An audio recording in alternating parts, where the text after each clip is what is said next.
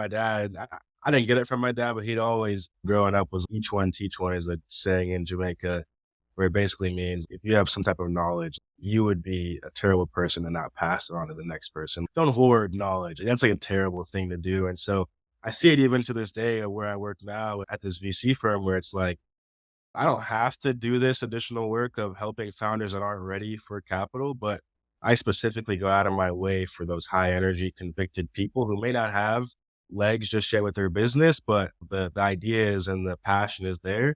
And I'll go out of my way to just give them the knowledge that I've learned. Here's my knowledge. It could be wrong knowledge. Let's also be clear. I've been privileged to be in certain rooms and experience certain things. I may be the only one who has this knowledge, but I could definitely share it. And at the very least, both of us would now because of it. And so I try not to hoard knowledge, but that's a big thing, a big principle I'm trying to live by.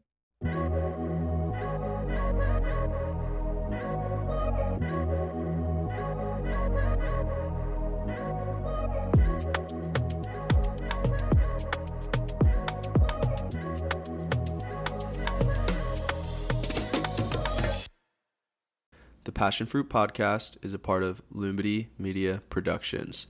Lumity is an educational media company creating and facilitating engaging content. Lumity offers a social education mobile app for both knowledge and inspiration. Build out your learning community with those who share your interests and elevate your content consumption experience through insightful recommendations. Join Lumity today to learn and grow both personally and as a collective. Welcome back to another episode of Passion Fruit. I'm your host, Jeff Keel, and my guest today is Jordan Liu. Jordan is one of the most down-to-earth and thoughtful individuals I know who possesses a sharp and methodical intellect. I'm lucky enough to call him a close friend and have always valued his insights in our conversations. He's always been one of my favorite brains to pick, and in this episode, you'll find out why. Though humble and quiet, Jordan is the definition of an observer. He's a listener who absorbs and analyzes the world around him with a quiet yet intense focus. He is patient with his approach, but he's extremely calculated and thoughtful with his input. Not one to talk just to hear his own voice, he prefers to add something meaningful to every conversation. Fortunately for those who know him and who work with him, he almost always does. A Division I college soccer player at both UCF and FGCU, Jordan graduated with a bachelor's degree in psychology and later received his master's in organizational psychology at the University of New Haven. His journey took him from building apps and websites in college to his current role at Connecticut Innovations, a VC firm where he evaluates, invests in, and manages Connecticut-based startups. Please enjoy this episode as we explore the mind of Jordan Liu, a true silent killer. We'll talk through his journey and tap into his thoughtful insights, which highlight the incredible power of observation and strategic thinking. Jay Liu, what's up, man? Oh, man. I love that. That was a good intro, man. I've heard the Yeah, other man. episode, so it's like I knew it was going to be something nice to hear, but that was awesome to kind of hear it in real time. So I appreciate it. Thanks for having me. Yeah, absolutely, bro. It's one of my favorite things to do, especially these early ones, is write out the bio. I mean, right now it's been some of my closest friends and the people closest to me, and gives me a couple minutes to highlight you guys and give you a quick shout out before telling your story a little bit. No, man, that's awesome. I think you described it pretty well too. Silent killer. I've actually never been called that before, but as I look back, analyze my life, yeah, I could see that. But it's funny because when you actually really get to know me, I do For chat it sure. up. But that initial little bit's like, hold on, let me figure out who you are first. Which is a respectable attribute. So to start off, something that's always been, and this is not something I necessarily prepared you for, but something that's always been a little side passion for you. And in talking to some people before this, it's made some people a little envious as well, but your taste in music. You're always making good ass playlists, discovering some of the best like up and coming new artists. And I came across something in researching, and it was not that hard to find, but I think it speaks to this love of music for you. So is Jay-Z still your number one person to meet? Oh, man. Wow. Yeah, I would say yeah, but music being part of it. But now more for the business side and just seeing how he's like moving through that endeavor, but I'm sure a lot of his experiences through his music probably are parallel to where he's at now. But yeah, I would say that he's up there. Drake, J. Cole, Kendrick Lamar, those are all on there as well. But yeah, Jay-Z's not too far off for sure. Yeah, he's not a bad person to pick. I mean, look, it's so crazy, and I'm sure you have the same feeling where it's like we've seen the evolution of so many musicians, and just to watch where he started to where he is now, it's incredible. And so I where I am now, as far as with entrepreneurship and just business and seeing that world, I apply a lot of what I see in the music world, believe it or not, to what I do day to day. So yeah, I have such a strong appreciation for the music. It's always been like that since I was a kid. I think my dad was a DJ. That's probably part of it. Ah, But okay. yeah, I don't know if you ever knew that. Yeah, if you meet him, you would never think so. But Nah. uh, in the day, back in the day, he was huge turntable, still in my garage to this day. So it's not turntables, speakers, massive speakers in the garage at home in Florida. And so, yeah, I think it may have came from him initially, just like the ear of music, because he doesn't listen to hip hop as much as I do, or R&B, more of a reggae type of guy. But I think like the ear and just the sound of music, I think I probably got from him, and then I've taken it and ran by myself to where I'm at now. So yeah, since I was a kid, man, they've always asked me to put the playlist together for the party and whatnot. So I appreciate it. These days, I don't listen to it as much, but new music, I just found a couple artists today, so it just kind of comes and goes, but not as much as I was when I was a kid, for sure. So yeah, you'll have to send me some of those artists after this. These are some fun facts I'm uncovering. I didn't know that about your dad. So with that, speaking to something else your dad instilled in you, another love of yours, the game of soccer. Your dad played at Clemson, you played through college, you still play rec together, or play rec both individually and together when you're back in Florida. What does the game of soccer mean to you present day? What did it mean to you, throughout your life? Yeah, it's definitely changed present day, and I'm kind of watching it change present day, and it definitely meant a little bit more to me growing up, and especially when I was playing competitively. I still love the game itself to this day. Hence, you mentioning me playing recreationally, I'm still getting out 2 or 3 times a week.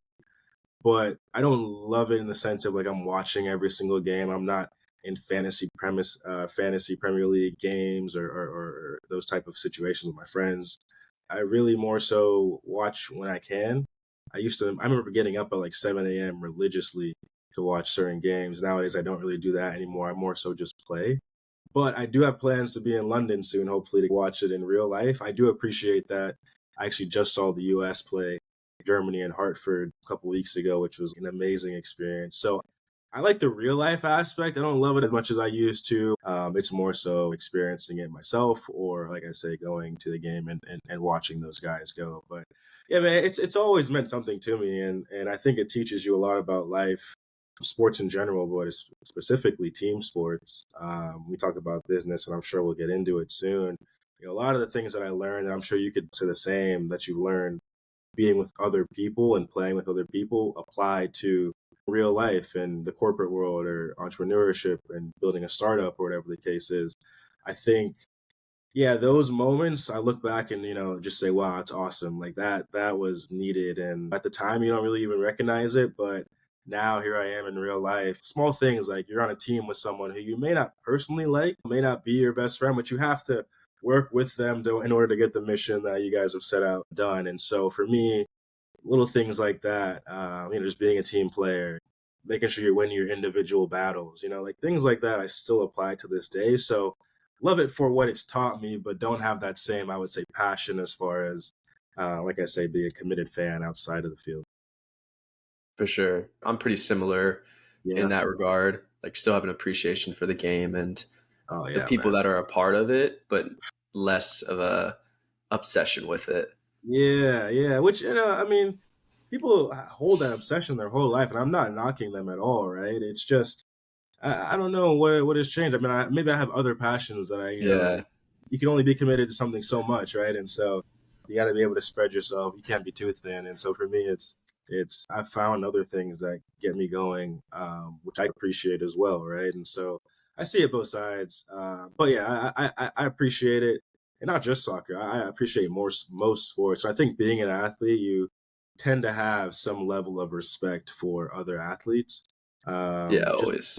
yeah, it's just like what they're going through to get there, and to know that they're at the top is incredible. And it takes some natural talent, but a lot of that hard work, which most people won't put in. So yeah, definitely have a huge appreciation for just sports in general, but my relationship with it has definitely changed over the last few years. Yeah, and speaking to the different sports element and just the athletics in general, I think is Yeah. a its own little fraternity. Yeah. And you're one of my maybe the closest friend I have that was an athlete, but not a football player. Yeah. So it's Yeah. cool to hear. It'll be cool to hear the similarities as well as some of the differences that For stem from sure. soccer or Football. football to American football. What's nuts Uh, though is actually you'll see a lot more of a difference between people who have played individual sports versus team sports. And I used to have a lot of friends, tennis players, swimmers who I'd hang out with, but the way how they see life is actually a lot different than someone who's played a team sport. I don't know if you've felt that same way or have been around people like that, but and once again, not knocking them at all. There's a different level of drive though, where it's like it's only on me. You know what I mean? Don't mhm. get me wrong. If you're a tennis player, you have your coaches and maybe you have a team of other people who you practice with. But at the end of the day, you got to show up every single time or you're going to lose. Yep. Whereas in these team sports, there's certain times where, don't get me wrong, you got to be there and you got to be great if you want to be a great team. But it's like you could, I don't want to say shy away, but you don't have to be at your best. You could have someone to your right or your left support you, which gives you a different perspective on life, I believe. So once again, I don't know if you've seen that, but I've seen that more of a difference between individual versus team. Yeah, I never necessarily thought about it, Yeah.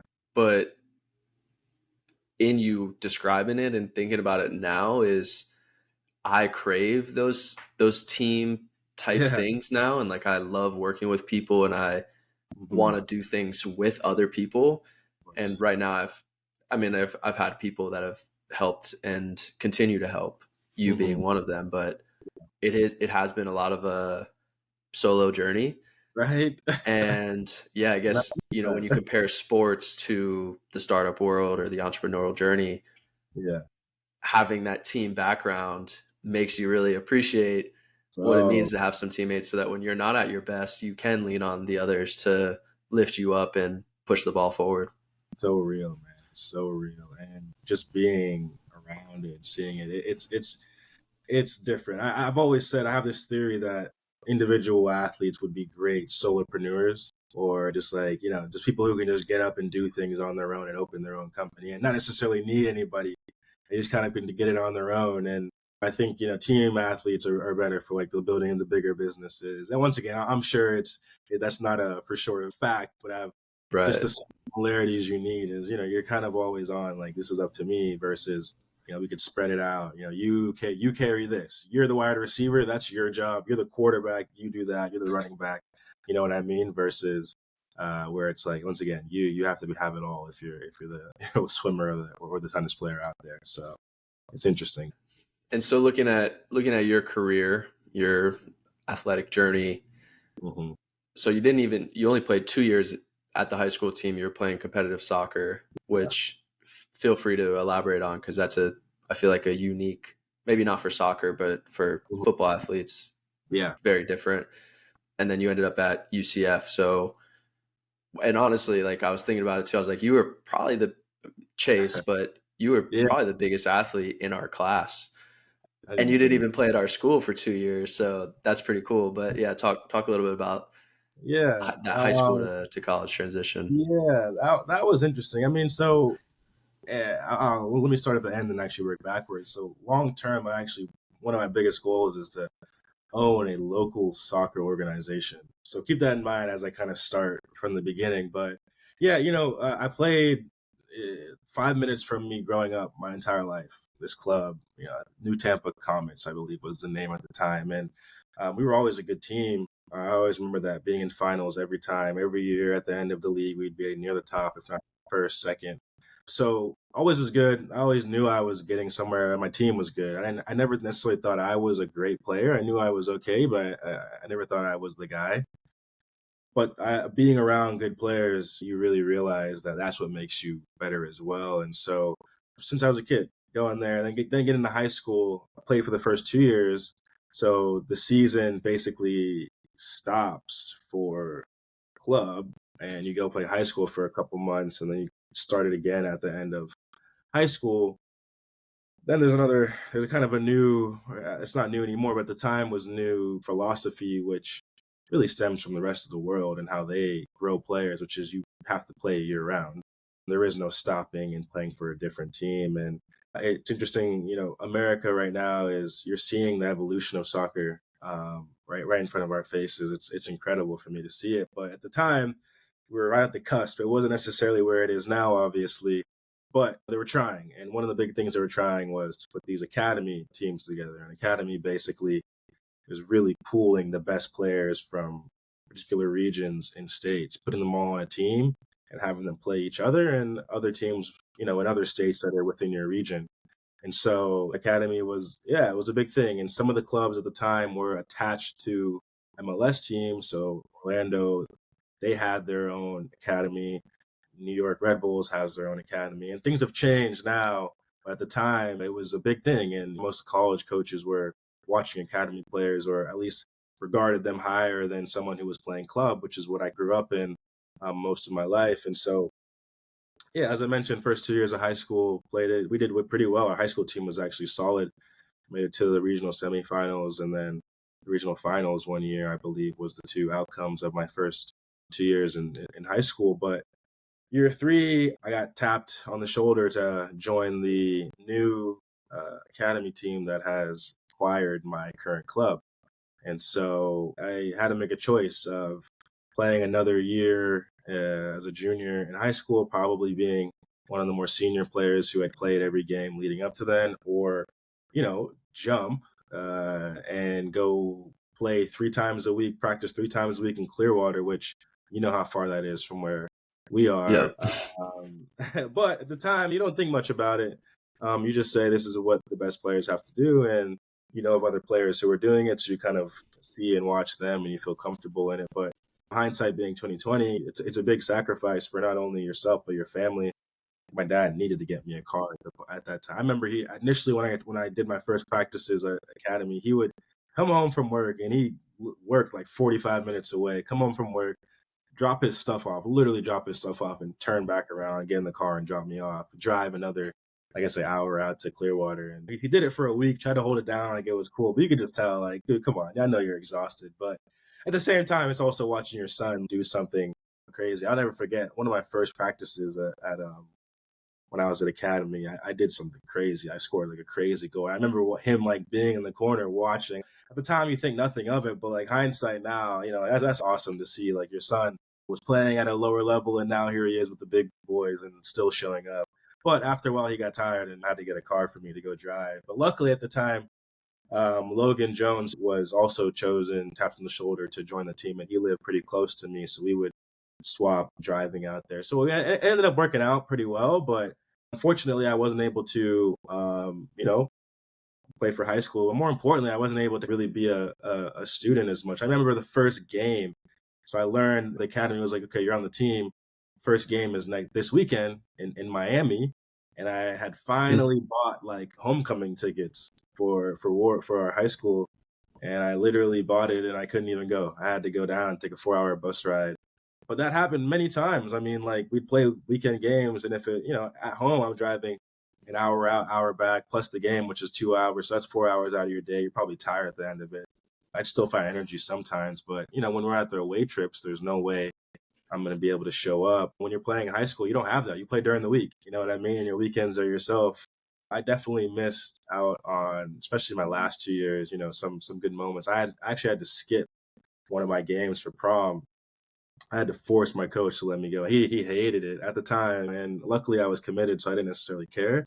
But you missed out on a lot, I say, which is, yeah. But once again, you're doing it because you have a long term goal of playing in college, and when it happens, you kind of say like it's worth it. And honestly, when you're in it, it's fun. You're out there playing, like I say, good players from around the area. But I say full circle, going back to I want to own an organization because since I was a kid, like I wasn't supposed to be on the Clearwater team. Like my dad would, that was his one thing. He's not letting me jump around from team to team, or he wasn't going to drive too far away. My club just kept getting acquired over and over. It probably got acquired 2 or 3 times. And then the main one, Chargers, which still is alive and is now connected to the Rowdies, which is a soccer professional team in Tampa. They were buying more and more. And so now if you look at the Rowdies, they own basically the west side of Florida, Central Florida, including Tampa, St. Pete, Clearwater, even a little bit of Sarasota. And because of that, once again, they now gave me access to the academy. So because my club was acquired, now we had an academy team, which once again, the club where I was at initially didn't have one. And so if by chance that did not happen, I don't think I would have played academy. And that's what got me into being in a college Division I program. And so how crazy is that it turned out to where it actually allowed me to go to college. And so, yeah, I ended up going to UCF, committed there pretty late, actually, in February, I believe, of my senior year. But yeah, it was definitely, I would say, driven by that decision to switch from high school to academy soccer, which, to your point, football players don't necessarily go through in America. Yeah, and I mean, one of my questions was going to be how you decide to make some of those sacrifices, and you highlighted a few of them: not being able to go to homecoming, Yeah, having to man. decide between prom and a soccer game. So a Crazy. lot comes with that commitment and that dedication to a sport. Yeah, man. Yeah, man. And So Logan Jones, actually, I hit him up before this, and he brought up the hour-long drives back and forth yeah, and some of the time shared that you guys had. So those are times you can't. I'll never forget those moments, man. And yeah, probably a lot of the times too, you're in it and it sucks. Like I'm, half asleep driving, but he actually mentioned that. I mean, yeah, both of us have been caught there, but it's you learn a lot about yourself, and once again you're slowly teaching yourself discipline and slowly teaching yourself how to work as a team. You don't want to go to practice, but you still got to show up. And I see it today, anything could happen, but going to meetings at work, I'm never late, ever. Like that's not even a question for me, don't get me wrong. And then now, let me knock on wood, someone's gonna have where I'm late on Monday, but it's like you learn just certain things of, if you're late, then the whole team's gonna run. You know what I mean? You don't want to be that guy your friends say. You don't want to let them down. And so it's more about being less about you and more for the team. And so little things like that, it just applies. And showing up, I don't want to go to this meeting at 7:30 in the morning, but hey, you gotta be there. You know what I mean? And so I encourage kids to do it. It doesn't have to be a sport. You can, be a part of a coding club, a team. You guys just go code every weekend or every day together and be in tournaments. But you're working with other people. That's the key. And you're working on things that are a little bit challenging for you guys. And that's how you actually learn skills that can be applied in many different areas. So yeah, Logan was definitely a part of a lot of those lessons that I still apply to this day. Yeah, and I think the other aspect that I wanted to highlight was you talking about your dad and having him being in the stands cheering you on, and just Yeah, thinking about those sacrifices that not only we make as kids, where we don't necessarily realize what that means, but you don't. your dad got home from work, dropped his stuff off, drove you an hour to Clearwater. Like, Crazy. parents, and my parents are right up there with some of the biggest fans that you could ever have. And Nuts. Yeah, there's no way to pay it. Look, I at this point, I've told my dad, I'm like, there's no way I could pay that back at this point. The only thing I could do is pay yeah, it forward. You can only pay it forward. If you don't do that, like, if you're lucky enough to have kids, one, healthy kids, two, the only thing you could do is pay it forward. It would be terrible if you did not. And like, there's no other way to pay it back, because it's just, that's time that you'll never get back as a person. And me being working now for the last 2.5 years, my weekends come around. Like I'm trying to sleep. I'm trying to catch up on the, do what I want to do. So to commit yourself to, hey, my kids are first, and we're gonna wake up at 7:30 in the morning and drive 2 hours to the game. Like that's insane. But yeah, I don't have kids now, but I imagine that you do it if you love them, obviously, one, and two, it makes it that much better if they're actually good at what they do, right? I yeah, imagine makes it a kids little not. bit more enjoyable for them. Yeah, yeah. But still, man, that's your time that you'll never get back. So, yeah, as I say, try to be appreciative of it. But there's nothing I can do to pay it back. I just have to pay it forward. Yeah, Yeah. yeah. I mean, my dad would work till like 2 in the morning on a Friday night, closed the Crazy. restaurant down, and then for Pop Warner games and when we were little, 8 a.m. wake ups on the Crazy. field in the sun all day. Sometimes have to go into work after the games. Oh man. And to your point now, it's like, yeah, my Saturdays, my Sundays, those are my safe, like those are Crazy. my fucking safe havens. And yeah, So so it's pretty cool to look back at those times and reflect on them. And incredible. so kind of moving along the journey, Mhm. you go to UCF, you're there for a year, and then you Yeah. end up transferring to FGCU. What Yeah. happened there? What went into that decision? Yeah, so I need to give a shout out. I'd be terrible to not give a shout out to this guy. His name's Cam Thomas, and I actually played with him when I went to FGCU. Played with him initially at Academy Clearwater. He was a standout there. Went to USF initially, and he transferred a year after to Florida Gulf Coast, but he was a year older than me. So I watched him go to USF and then transfer after his first year. At the time, nowadays with the whole portal, it's like transfers like whatever. Everyone does it. And it's actually now coaches need to actually be a lot better at recruiting those type of players versus the first years at this point. But at the time, the transfer portal wasn't like that. I remember if you transferred, I mean, I think this rule still applies, or if you transfer within your conference, you have to sit out a year or at least a season. And then something else where it's like after 2 years, I don't know, it was just a mess as far as like your ability to transfer. It needed to be outside of your conference. It needed to be at a certain time of the year. You couldn't talk to certain coaches without telling your initial coach. If you tell your initial coach, they'll probably drop you from the team. So it was a mess. Whereas now it's a little bit more organized. But I saw Cam do that in the back of my mind. I thought, oh wow, you could leave after your first year, and obviously USF to Florida Gulf Coast, different conferences. So I knew that it was possible, but I never saw an actual player do that, especially in soccer. And so never actually consulted with him, but just knew about it and heard about it and saw it in real time. Obviously, him being a teammate, I had him on Instagram, so I saw his kind of journey. But that was in the back of my mind. Ended up going to UCF. Great school, man. I mean, it's a fun time. Orlando's great. So it was a great experience. I think Joe Burrow just said he went to school at UCF, but played at Florida Gulf Coast. And I mean, for him, it was Ohio State and then played at LSU. So for me, I was playing and I was actually doing pretty well. But initially, I actually had to get heart surgery, which is crazy. Most people don't know that. But, and it was a minimal invasive surgery, but I was getting my medical during summer, and they said, "Oh, I have this, Wolff Parkinson's White, which is a disease of the heart," and so you had to go in there and basically fix that. Which was once again, I got the surgery and was running within 2 weeks, but it was a shock. And not only did it shock me, but it shocked the coaches, my teammates. So it was chosen from the jump that I was going to basically redshirt the year. But had all intentions of playing the following year. I was training throughout the year. I was there with the guys, but they didn't have a great year. I think they won like 2 games. But the thing is, I went to UCF because they had sent so many players pro prior to me being there. I was like, okay, there's some infrastructure here, but just that year wasn't a good year. In the back of my mind, too, I knew Florida Gulf Coast was an up and coming program. They tried to play, which is kind of how I like to play soccer, which is pass the ball around, not too much long balls or individualistic play. It's more of a team thing and everyone knocking the ball, which was what I loved and played when I was in Clearwater. And just growing up my whole life, just had that culture in me to play like that, type of style. So I had heard FGCU and knew about it. They recruited me heavily. I actually did an official visit there before I chose UCF. So they knew of me. And yeah, I mean, like I said, great time in school, met great people. It was fun. But soccer wise, I just felt like I would get more out of Florida Gulf Coast. And so springtime came around. I knew I had a little bit of leverage. I didn't play that first year, so they didn't necessarily know if I was a good or bad college player.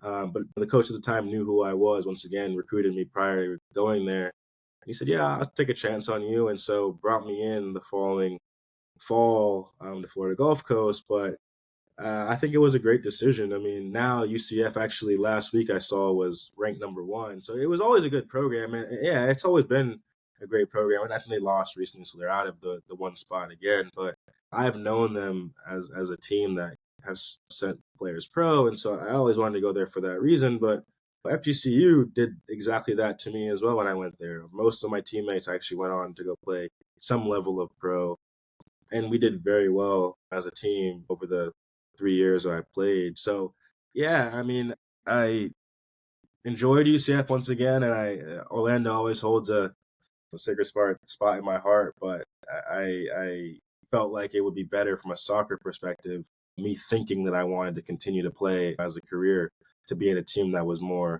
competitive. And it actually worked out. I mean, we played. I said 3 years. It was actually 4 years at FGCU. We played them 4 times. We beat them 3 out of the 4 times that I was there. So it was a good choice that we switched over. But at the time, it didn't make much sense, especially now being up here in the Northeast. As far as academically, don't get me wrong, Florida Gulf Coast is a good school, and it's making its way, its strides. But UCF also had a little bit of better academics, I think, too. And so it didn't make much sense from the outside looking in to most people as to why I made the jump. But don't regret it at all. I met great people, and it took me and it brought me to where I am right now. So once again, it was part of the journey, but I had a great time while I was there at UCF. I think you're the either the third or the fourth person to say or to explain like a decision that you made and say it didn't make a lot of sense from the outside looking in. And Yeah, I think that's so fascinating because a lot of the decisions we make that we know we need to make yeah, and we're trusting our intuition, but facts. from an outsider's perspective, they're like, "What the hell are you doing? What are you Why are you doing? doing that?" But like you said, no regrets. It worked out well for you. We'll Yeah, get into some of the things that maybe on paper it's not as good as an academic school, but you got into some really cool opportunities yeah, at FGCU and it all works out. And just trusting that intuition, listening to yourself. If of you think course. you need to do something, if you spend enough time thinking about it and you're still in that Right. camp, just go ahead and do it because, Yeah, and and it's don't funny look because back. Like, yeah, but at the time I took it very lightly. I was like, oh, I'm just gonna transfer. Didn't really tell anybody. Kind of just happened. But yeah, looking back on it now, I'm like, dude, that was like a life change. If I would have stayed at UCF, right, my life. I'm not saying I wouldn't be where I am now or doing something very parallel or different, but it would not be where I'm at. There's just no chance. And so at the time I took it so lightly, but reality, it was a real life decision. And luckily it worked out. I can only imagine what would have happened if it didn't. So good thing we don't have to worry about that. But for me, it's just incredible how I just, yeah, whatever. We're going to go over there and see what happens. And here we heck are now. yeah. Yeah. Okay, cool. Trust yourself now. So that's cool. And so, yeah, so transitioning a little bit off the field, but into still in your time at FGCU, I guess I don't even know necessarily how. I think you got involved in some sort of program, Hmm. entrepreneurial program, Yeah. and that led to you creating an app, Yeah. an on-campus app. I Yeah. guess just yeah, talk through that experience of being Yeah. outside of soccer, coming into this type of program, and then Yeah. finding your way to Townview. So yeah, I remember. I think I was 19, and I don't know if most people know this, or even if you know this. I grew up with my dad mostly, and my mom was up in Philly. So I visited her after actually my season at UCF, transitioning to Florida Gulf Coast for a week in Philly, and she brought me around to some of the people in her network that she had met, a couple of black executives, former VCs and operators. At the time, I just didn't know who they were, but entrepreneurship, it was they were guys to know in the Philly scene. And so, I remember one guy I met my mom introduced me to. I met him at a co-working space, just backpack on, kind of nerdy looking dude. And he had just sold his company. It was a black man, but just sold his company. And I remember just thinking, hearing him talk and just asking him questions, just thinking, if this guy could do it, I think I could probably do it too. And one thing he had said though over and over is like, you got to be technical. Like you have to know at the very least how, if you're gonna run or be a part of a tech company, it would help to be technical or at least understand. And so back in my mind, I just stuck to the back of my mind, and went on for the rest of the summer. Came back from the trip, started playing around with like web design. This is at 19 years old, but it really wasn't a passion. Once again, still into soccer, waking up at 7 a.m. to watch games. I'm not necessarily trying to understand what coding is. I'm switching teams to go play at a more competitive team who they're ranked top 25 every year. I got to make sure I'm dead set on that. But I had just thought, okay, this is possible. I didn't think it was impossible. Let's just say that. So keep that in mind as I kind of progress. And so end up going to FGCU. First year was okay. We had some really good players though. The guy who played my position is actually still playing pro, plays for his national team.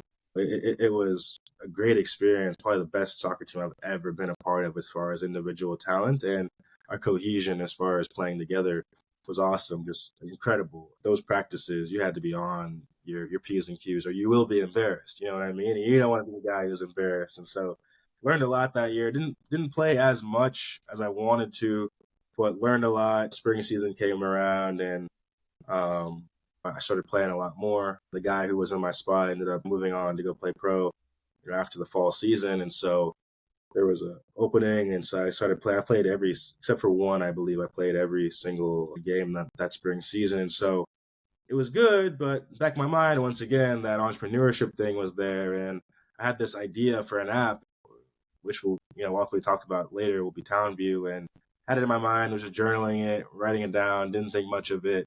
And then I remember being at FGCU and just seeing, come to the entrepreneurship event, this speaker event, and there's free pizza. So I thought, all right, 2 for 1 right here. I get to see an entrepreneur speak, but 2, more importantly, I get some free food. And you know how you ball on a budget, you'll take the free food. For And sure. so, yeah, man, I showed up just to an event randomly at the business school. And just a guy speaking. I don't remember exactly who it was that first one, but it was just, I remember, you know what they say, people don't remember what you say, but how you make you feel. So that program itself, I just kind of felt like I was at home, and it was relatively new. You got to realize, so Florida Gulf Coast is in Fort Myers, which is near Naples, which is a very wealthy area. And so the person who was running the program had ties in the Naples, and they were pumping money into the entrepreneurship program. So it's coming around, and I'm like, all right, cool, this is interesting. And then I wasn't necessarily affiliated with the program just yet. I was just going to their events every month or every couple of weeks. They'd throw one and free pizza every time. I would just go. All right, cool, awesome.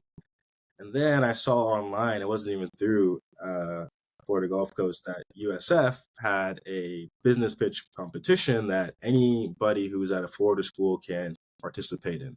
So I said, all right, cool. And they'll give you, I think it was like $2,000 or $4,000 prizes. All right. Anyone who gets accepted into the program is either going to be given $2,000 or $4,000. And I was like, all right, cool, whatever. So I remember, I'll never forget, like I was, this idea was in the back of my mind. I'm playing soccer every day, but in the back of my mind, I'm thinking, this idea is actually really cool. At that point, I put it into like designs and wireframes, and no one actually coded it yet, but just had it there. Was kind of showing my teammates, but they didn't think much of it. Didn't even know what it was. But then I threw my name in. So I found out about the competition late. And so then I decided, all right, let me just throw it in. So literally, I remember, I'll never forget this. I submitted the application at 11:58 p.m. Like, it was due at 12. I submitted it. Couldn't believe it. I was like, all right, whatever. It was just a flyer for me, right? And then I get like 2 weeks go by, and I get, hey, you were selected to pitch this business at USF at the end of the month. And I was like, all right, cool. Well, great. I'm in, I'm getting money, but 2, I have a spring game that I gotta be at. So how am I gonna be able to go to that and do both at the same time? And luckily my coach was cool, and I told him, I was like, yeah, I just want to do this thing, they gave me some money, and he was like, all right, whatever, you can go. My teammates were asking me like, where's Jordan and all that stuff, and once again, me kind of being to myself and kind of more introverted, I didn't really say much about it. But yeah, I went up to USF for a weekend, got some money, nervous as ever, but thought it was awesome. What a great experience to just pitch an idea. But that's where kind of the bug got into me. I got $2,000 now sitting in my bank account. Never seen that much money, seriously, at the time, in my bank account. And it's so funny because they weren't tracking it. There was no data that they were trying to keep on my spending. I could have easily taken that money and gone and done whatever I wanted to, gone on vacation, whatever. But this is how I knew I was always going to be in entrepreneurship. I let that thing sit there for almost a year, bro. And I waited almost a year, met my co-founder at the time, and he had money from a pitch that he had won with his former co-founder. We put the money together, and I went to go find someone to go build an app for us. And yeah, once again, it's just hindsight being 2020. Like, I could have easily have used that money on anything, but I promise you, I didn't touch it at all. And I used it for the app, which is so funny because the first version of the app that I built actually was awful and it didn't work at all. The guy basically did us dirty, like took our money, ran. I was sick to my stomach, bro. I had no idea that that was even possible. Luckily, we had like a little bit of cash left over, and then my co-founder found somebody else who was a little bit more vetted, and it ended up being an app that actually worked. So great experience, but most people have actually been through that experience of having a shitty initial development team. But I definitely got burned on my first time, and once again, so it's just I'm doing this as I'm playing. It was always just like a hobby for me. I was always Soccer was always first. I didn't necessarily care. It was more of a fun thing to do. I just knew in the back of my mind, if I wanted to do this, it's possible. The guy I met in Philly, he did it. Like I can definitely do it too. And so yeah, I mean that's kind of how I got into it. Then went on to pitch at Florida Gulf Coast. So I joined that actual incubator program that my school had. They gave me like $6,000. Met another co-founder. We ended up getting some more money from friends and family. Fast forward, we ended up having like $30,000 that we kind of pulled together to build quote Uh, unquote company. Right? At the time, it wasn't a real company looking back on it, but it was once again I was doing all of this while being obviously in school with academics, trying to be social with friends and people around and on campus, and then three playing at a top 25 Division One program, and so it was just like a hobby for me. But it just kept rolling, and things were just moving forward. And more importantly, going back to the whole team thing we had just spoken about initially, because I had like two guys that I was working with, it kind of just felt like we were doing this as a team and you handled that, I handled this. And so that was more fun than anything else. You know what I mean? So it was kind of like I was playing soccer twice as far as the actual interactions that I'm having with people working on something together. But yeah, man, it was because I went to Florida Gulf Coast. I remember right before I left UCF, I went to their entrepreneurship program. I know that they had something going as well for them, but didn't know what the full scope of it was. But I do remember well though was that when we went to the first event, it was packed. You know, UCF has like 60,000 students at the time. The room was it was huge. And so when I went to the Florida Gulf Coast ones though, there might have been 20 people in it, and it's just so funny because I had that attention and whatnot. Maybe if I would have stayed at UCF, I probably wouldn't have gotten as far as building an app based on the money I would have gotten because there were just so much competitors and other people that I would have had to fight against. Being at FGCU because it's such a small program, I was able to be a bigger fish in a small pond and mm. get some dollars, which inevitably got me to where I was, quote unquote, a startup co-founder with, like I said, a couple friends that I met while being at school. So crazy, you know what I mean? It's just crazy to think that if I had not gone to Florida Gulf Coast, I probably would have never had built anything by the time I graduated. So it's just nuts how you talk about decisions and it like working out. Not only from soccer it worked out, but from what I'm doing now. If I not had not made that decision, I don't think Right. I'd be able to do that. And it was very clear actually, by the way, where I'm working at now, they made it very clear that because of that experience of Town View that I had, it made me a interesting candidate. You know, it made me stick out. That's what kind of, versus everyone else who had applied got me the role. And so it's just so funny how once again we talked about these hard decisions you make for your life.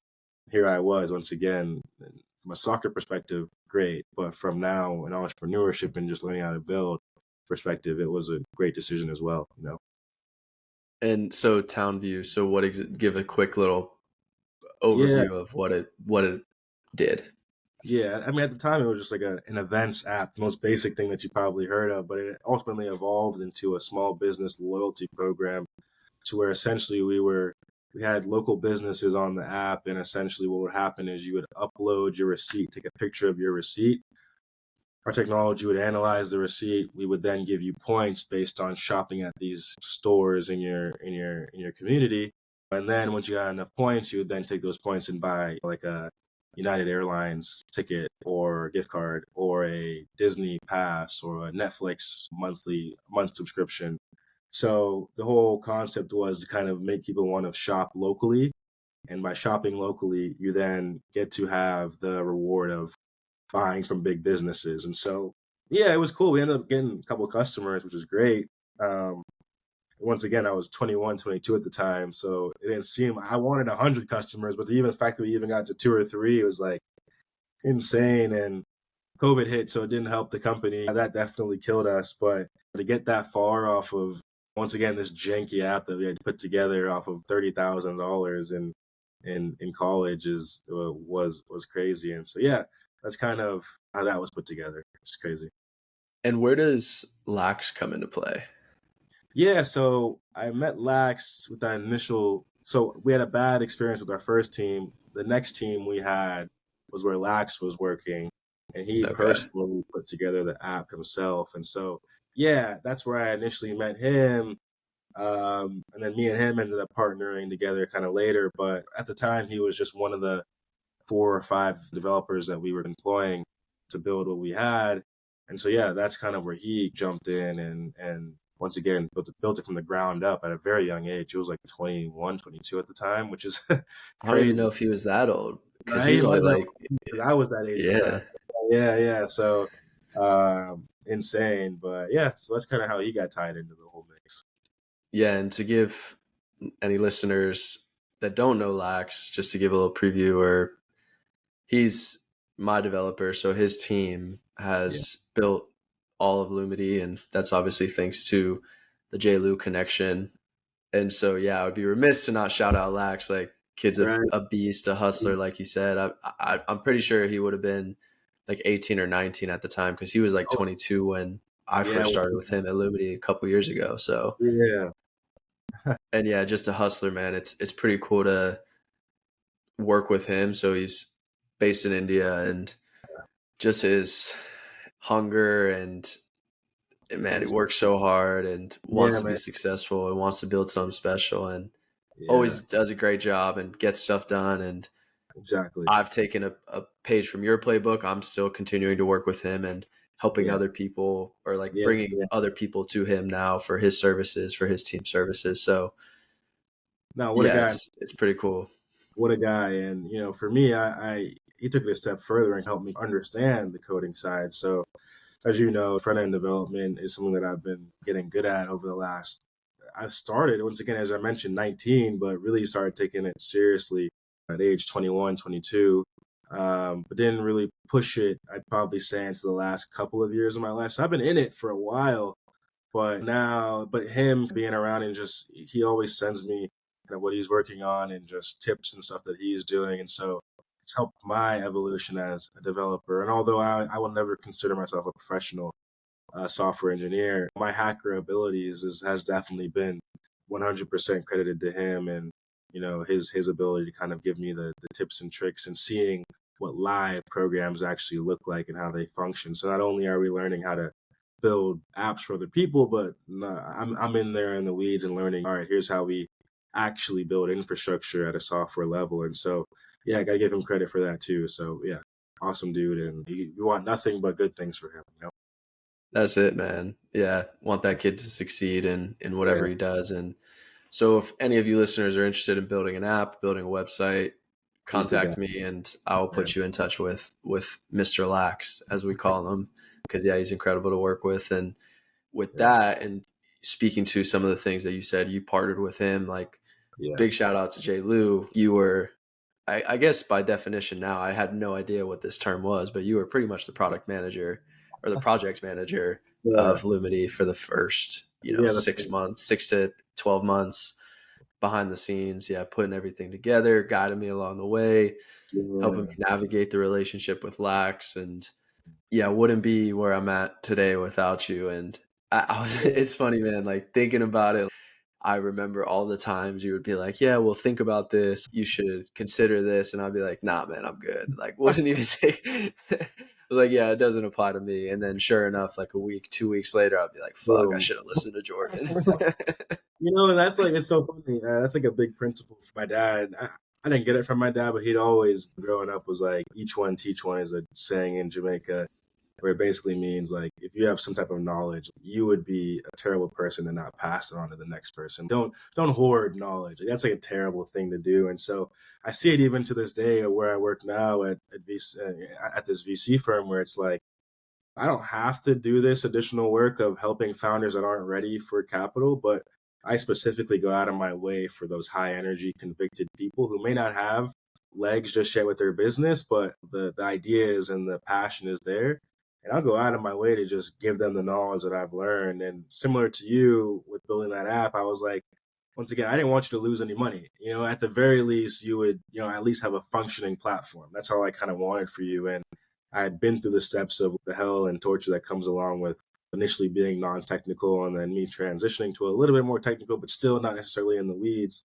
But still, it's just the idea of you being able to at least have a good experience with your first. A lot of people don't get this far, bro. I mean, it's it seems like nothing, and you kind of want more when you're in the weeds, but when you pull yourself out of it, it's like, this is incredible how where you are, and you get it even bigger if you wanted. You know what I mean? And so, I just wanted to make sure that if you, who was so convicted, I remember that you were so convicted at the time you were working in corporate America, but you're like, dude, this is what I am doing. And once again, I see myself even now where it's like, all right, you may not have legs with your business, but I'm going to tell you, here's my knowledge. It could be wrong knowledge. Let's also be clear about, I've been privileged to be in certain rooms and experience certain things. And I'm like, yeah, I may be the only one who has this knowledge, but I could definitely share it. And at the very least, both of us will eat now because of it. And so I try not to hoard knowledge. That's like a big thing, a big principle I'm trying to live by. It's not easy, especially when you kind of, you're basically putting your time out there a lot of the times, because you could just say, no, you're wrong. And I could have easily just been like, just go work with them, or you don't necessarily go find somebody else on Upwork. I was like, no, let me actually show you the ropes of it. And then when you learn it, now look at you teaching the next person. You know what I mean? Yeah. And so going back to that saying my dad kind of would always say, here's each one teaching one. And so I taught you, and now you'll teach the next person, and then it'll hopefully keep it going on and on and on. And so big principle for me. But yeah, it's crazy how I apply it, even to this day to what I'm doing in my day-to-day life. Yeah, I love that. Don't hoard knowledge. I think I've never put that phraseology together, but I love Yeah. that idea. And I think that's definitely speaks to what Lumity is trying to, or what I'm trying to do with Oh, Lumity, like yeah, true. spread Yeah. knowledge, whatever you love to learn about, like spread that, because other Exactly. people are out there that want to learn. Other people See? are out there that can use that knowledge. So don't hoard it. Yeah. Shifting gears a little bit from the technical side more towards the psychology side. So you got your undergrad from FGCU with a psychology degree. Then Yeah. you went on to get your master's in organizational psychology from New Haven. Yeah. What fascinates you so much about psychology, It, given all this tech experience now? so crazy, right? Yeah, hindsight being 2020, if I could go back in time, I was thinking about this actually last week. I probably would have majored in computer science and minored in either entrepreneurship or maybe like finance or even psychology. I actually really love the field, but um, just having that core skill and just having that in your toolbox would have been awesome. And tying back to entrepreneurship, at the time, I had known that, I remember watching a YouTube video that selling is all about psychology. And I had that in my mind, and it fascinated me, just the idea from a behavioral psychology side. So that's business side, behavioral psychology side of, we wake up, we tie our shoes. Why do we always, for me, why is it always the right shoe first? Why don't I ever do the left one first? You know what I mean? So I was interested at a high level at the clinical side of psychology, but more so knew that it would factor into my desire to be in entrepreneurship. So it's crazy. Once again, this sounds like I was kind of predicting the future, but I knew I'd be in entrepreneurship, and I was like, well, I know that psychology will tie into it. And funny enough, it's 100% true. I mean, not only from a selling perspective, but even like app building. These massive tech companies hire these PhD psychologists to come. How are we going to make this user interface so really addictive is the word, but interesting for people to want to scroll on and be around? And so when I started hearing about that, I was like, I was spot on. I knew that it had something to do with, in that sense, it's design, but just business in general needs psychology. And just in general in life, it's all about psychology. But yeah, so I did that instead. Courses transferred perfectly. But yeah, hindsight being 2020, a psychology degree, like, really, if you plan to go become a psychologist, I get it. It's kind of the first step. You have to then go get your master's or even your PhD after that. And I still have so much appreciation for that field, by the way. I think clinical psychology is awesome. I had a great professor at Florida Gulf Coast who talked about abnormal psychology, which is like an incredible field of just typically we're on a normal distribution. The bell curve is what we talk about. And abnormal psychology talks about the outliers from a mental standpoint, the people who have schizophrenia or have depression. And it's just how do they exist and what happened in the mind. And so, what an incredible field, but it takes a certain type of person to be able to do that day to day. And I know I don't have the endurance to do that. So, respect it. And I think it's an incredible field and we'll always have some type of interest in it, but I knew I didn't want to do that. Luckily, a professor at the time just was attracted to me, and just the idea that he liked the fact that I was an athlete, one, but something about me, I guess he just really liked, and he was kept telling me about there's more to psychology than just the clinical side, and I was like, yeah, really, and so we ended up taking a course in organizational psychology at Florida Gulf Coast.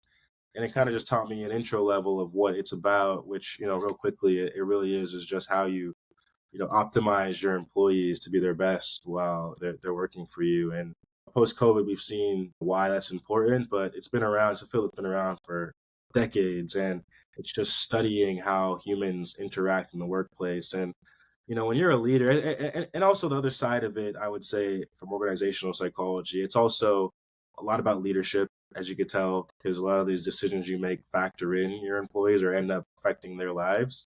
But there are many fields that come out of organizational psychology: executive coaching, training and development, recruiting, executive headhunting. Like these are most people who get this degree or get this knowledge end up working in that kind of HR field, which to me I thought was interesting. And the thing about getting a psychology degree is you can't necessarily do anything with a bachelor's degree in psychology. You have to go get a master's. So at the end of my time at FGCU, I had a choice to either my dad found some real estate guy that I could have worked with, or in my mind, go back to school, which my professor kept telling me about. And I was like, in my mind, just saying, I'm definitely going to school. I need some time to transition from being an athlete to being back to being a regular person again. And so I needed that time to take a break. And once again, hindsight being 2020 and these life decisions, like my dad literally had a job lined up for me, but this is late 2018, early 2019. Think about it. A year later, COVID hits, right? So most likely, probably, I mean, it's real estate. So, I mean, it was booming initially, but Yeah. yeah, been actually pretty good. But now it's shit, right? But even then, it's just working in person would have not happened. You know what I mean? That had been done. So, going to school actually worked out perfectly because I kind of weathered the storm while continuing to learn. And by going to UNH, I got my internship opportunity at the firm I'm at now. So life decisions that, once again, you don't even realize at the time, but, decided, okay, let me just go study organizational psychology. My professor had been pipelining kids to UNH for the last like 5 to 10 years. And I was next in line. He was like, hey, if you want to do it, I'll write a recommendation for you. Just go find one more person to write a recommendation for you. Actually, it was my abnormal psychology professor who ended up doing the other recommendation for me. And yeah, I wrote an essay and they gave me a scholarship and I said, I'm going to Connecticut, I guess. And so Hmm. that's how I ended up there. Everyone always asks me, how'd you end up in Connecticut? It's so random. And once again, I had no intentions of going to get my master's degree. I thought, all right, Townsview may pop off, which would have been what I probably put some effort into, or at the very least, I would have opened like a small business up. That was another option I had for myself. But no, instead I decided let me go to school, and my life literally changed because of it. And so, yeah, I only applied to one school. It was UNH, and I got in, and now here we are. So once again, we just talk about these decisions that we make, and that was one that once again changed my trajectory for sure. Hell yeah. Yeah. And so speaking to this trajectory and where you're at now and what UNH led you to, Yeah. yeah, you're in the middle of Connecticut. So it's like you don't have any, you lived in Florida your whole life. You don't have any Oh, connections up there, but none. UNH, this opportunity gets you that internship. I think you did some like entrepreneurship development stuff while you were there. But looking at the job you're in now, you're an investment analyst with Connecticut Innovations. Talk about your role there a little bit and how this allowed you to stay within the entrepreneur space Yeah. and not necessarily as an operator with TownView, but Yeah. on the other Yeah. side of it. yeah, so it's funny. Yeah, so Talent View happened, and when that people started to realize I was behind that, I got a lot of questions about how did you build it, why, when, how much did it cost, and it's so funny because it's like here I am now working at a VC fund, and I'm seeing there's a new trend where like CEOs are also starting to work at VC funds, and it's because they just get so much deal flow. People are always new entrepreneurs, budding entrepreneurs, people who are thinking about going into entrepreneurship, always find these people that are in the seat and ask them questions. And I think for me, it was the same thing. And so I released it at the time. It was nerve wracking, but I had about 4 or 5 different people hit me up to say, hey, how did you do this? And then fast forward, now I'm at UNH running TalentView, but also building out apps for other people, you being one of them, Jeff, but 2 or 3 others asked. And so I'm building out projects for people because of this lesson that I had learned down at TalentView. So it's so crazy how no deed goes unpunished. Obviously, COVID ruining TalentView, but at the same time, the idea of being able to work with other entrepreneurs and help them build out their ideas was now kind of where I was sitting at, being here in Connecticut, specifically New Haven.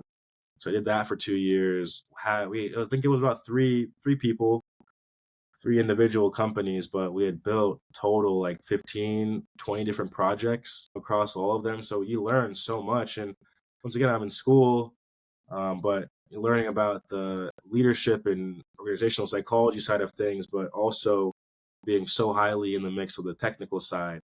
And so that mix of me being understanding technology, me kind of building out apps for other people and also building my own, and then also what I was learning in school, organizational psychology. Once again, this is 2020. Employees are, no one knows what's going on. This is uncharted waters for most people. And so leaders, CEOs were just confused. And this is kind of this is our bread and butter, is how do we optimize for employees to exist in these spaces? And so it was a hot topic at the time. It still is, but at the time it was just like, okay, we need this. And how does remote work work? You know what I mean? And so then you add those things in, as well as me being a Division I athlete.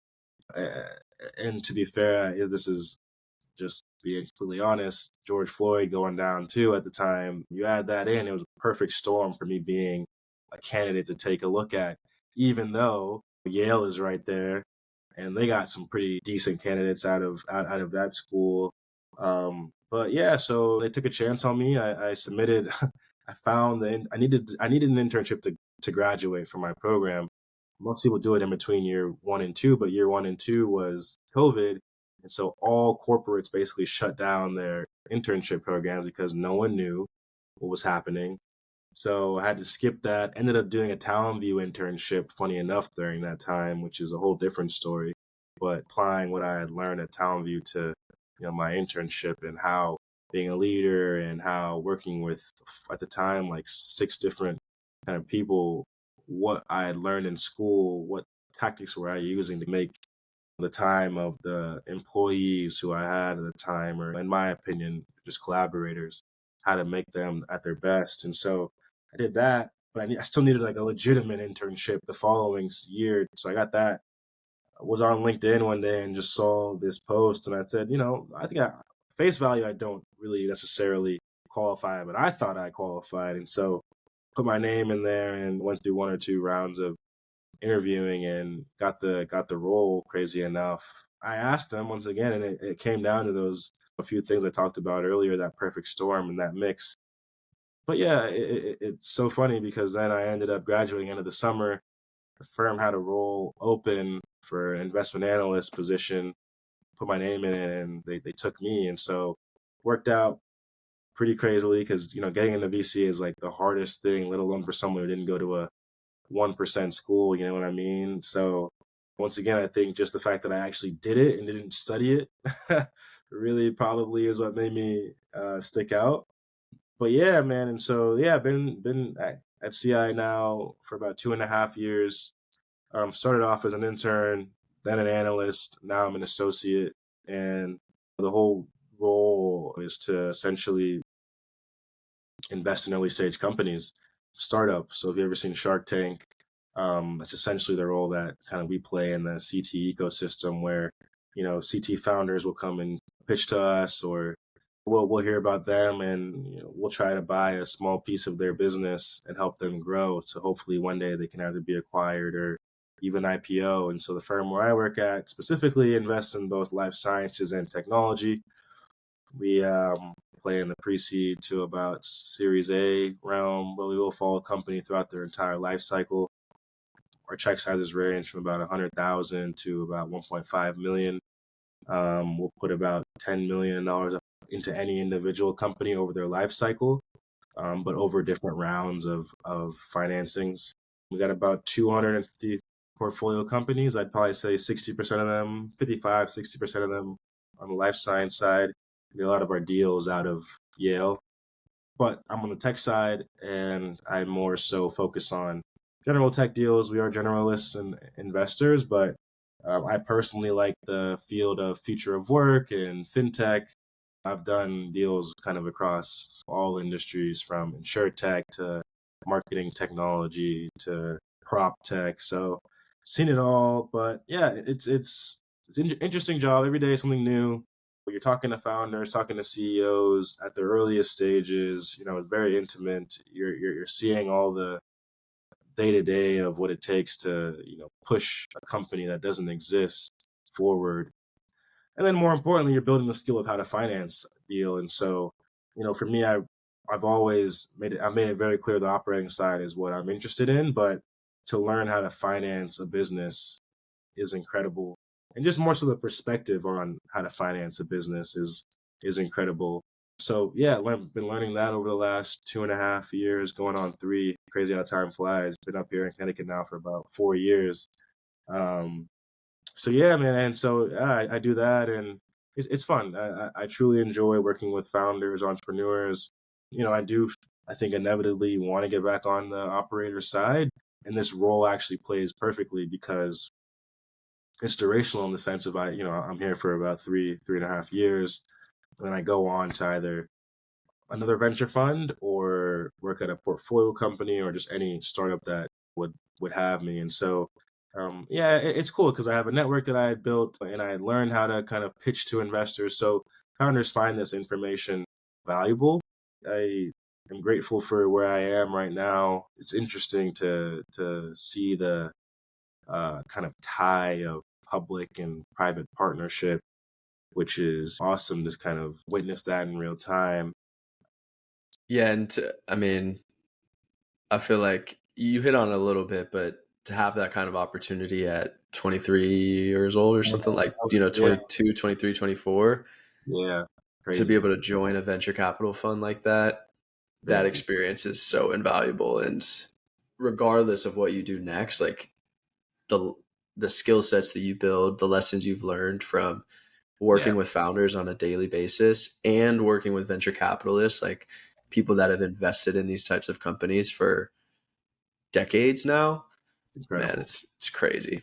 It's incredible, and there's obviously levels to it, but for me, it's just the knowledge as far as if the goal is to get back onto the operating side that you can then bring is that's even more invaluable. And so, yeah, I still in the weeds now, and reflecting on it makes you kind of appreciate it. But it doesn't make sure that you're going to be a guaranteed success, but I think it just makes you a little bit less ignorant. Going back to kind of me wanting to teach you to not make the same mistakes I made building a tech platform, or vice versa, teaching people just about funding and that side of things. You kind of just to have that knowledge. I think that was my deciding factor of whether or not I wanted to do it, was like, do I think I'd be a better operator for having this knowledge?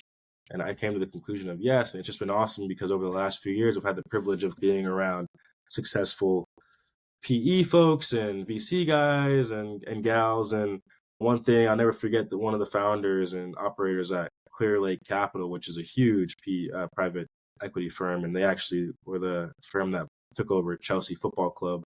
And they're actually based in Greenwich, Connecticut, which is very close to where I am right now. I met I didn't meet him, but I still saw him speak at HBS. Jose Feliciano, and he said, I force all my associates to go, he calls it an externship, to go jump in a portfolio company for 3-4 months, like dive in and just learn how, yes, it's one thing to put together a spreadsheet and try to optimize it and do certain little things to change things, but it's another thing to actually know the impact of your decisions of changing these numbers. So go learn it first and see, oh, this is what that actually means when you cut this or add this. This is why it's so hard to not, do certain things. And so he said he's a firm believer. And there's many different schools of thoughts on this, but I personally am on the side more of, and I think it actually stems from me playing soccer of, yeah, it's hard. And this is interesting because obviously my role at the VC firm is to more do the shittier work, the diligence, the writing the memos. I mean, you're in the room and that's the privilege there, but it's like you're there to do the work that no one else wants to necessarily do. And so, but in return, the privilege is you get to be in the room, right? And so there's a Right. two-sided side of it on both ways. So I totally get it. But yeah, man, it's incredible for me. Once again, going back to soccer, I never liked being around coaches or coaches that told me things when they never were able to do it or didn't do it in their life. And so for me, it's very hard to coach some founders, especially if I've never actually lived it. Now, don't get me wrong. This is a huge polarizing topic. I mean, you have coaches like Bill Belichick, who, correct me if I'm wrong, Jeff, has never played it down in the NFL, right? Yet he is a legendary coach. Right now, I know he's struggling, but you know what I mean. He's going to go down as Yeah. a and you see that over and over with players. You know what I mean? The guy out in LA, the Rams guy, Sean McVay. I don't believe he played it down either. And so it's like, once again, so you have this perspective of you can coach without necessarily living that. But I don't know. For me, I to be a player's coach is kind of the coach I'd love to be, and I think you get this new level of respect. I'll never forget, like Zinedine Zidane when he was coaching at Real Madrid during those 4 or 5 years, and Ronaldo was the man. It's like Ronaldo's listening to Zidane because it's like Zidane's done it, scored in a World Cup final, like was a literal legend. You know what I mean? And don't get me wrong, he's had coaches that did it, Jose Mourinho Mhm. and these guys, but I feel like the level of respect that I had for a coach that had at least was at my same level or did one level above me was super important. And I think for me, it's like I apply the same thing here to VC. Like obviously I'm learning and I'm grateful to be in experiences where I can give some advice. But for me to truly embrace the VC career and title, I think I need to be on the operator side. And even if I fail, or even if, it's not a great outcome, I at least can say I did it and I was in the weeds. I know what it's like to almost miss payroll. I know what it's like to have to fire someone or what the process of hiring someone is. And so, yeah, man, that's where I see the value of VC and where I am and for my long term goals. But yeah, once again, just grateful for the opportunity and I truly appreciate what I do day to day.